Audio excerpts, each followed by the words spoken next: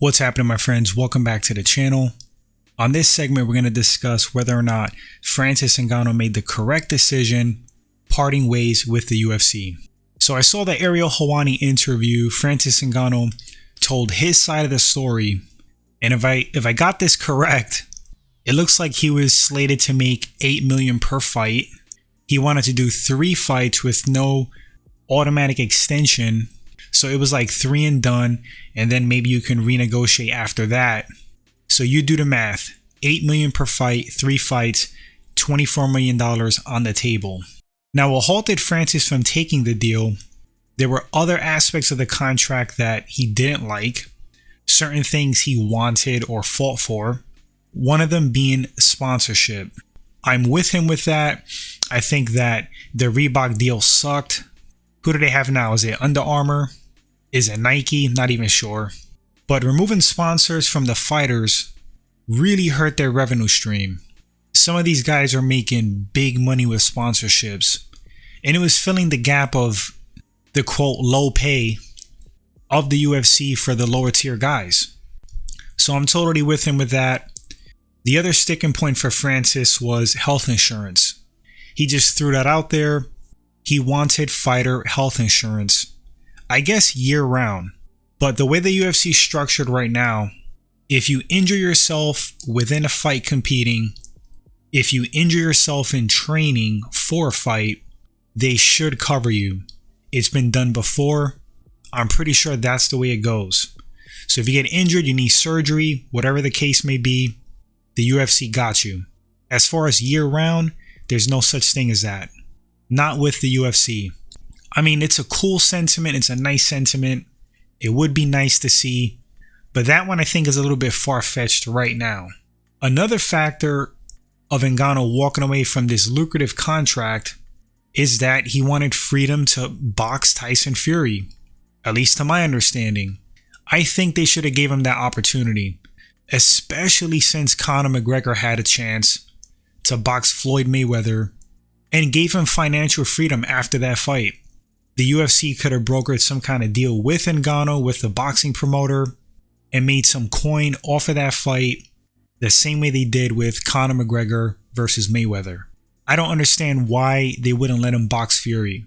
Even if Francis Ngannou gets battered and beat up, who cares? It's a boxing match. He's going in at a disadvantage.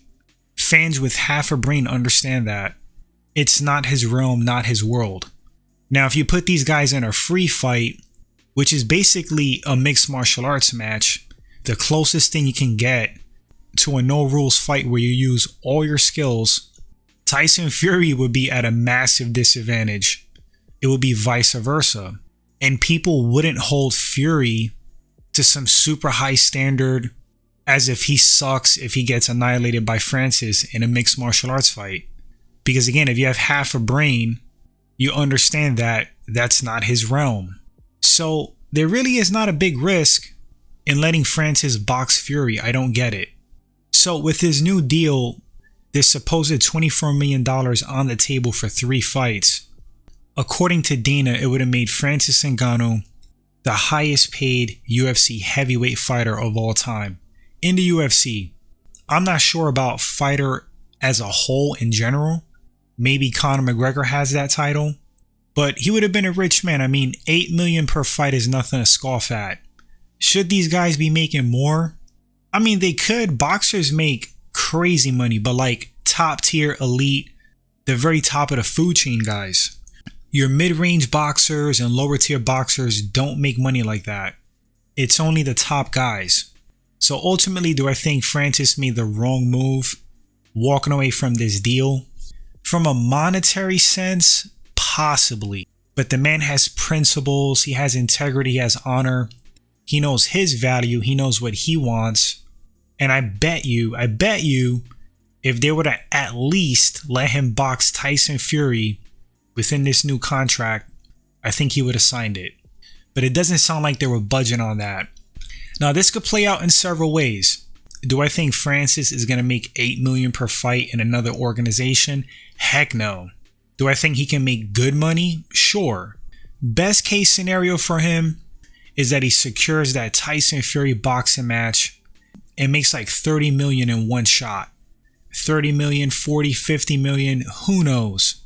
Conor McGregor made upwards to $100 million for that Mayweather fight, and it changed his life forevermore.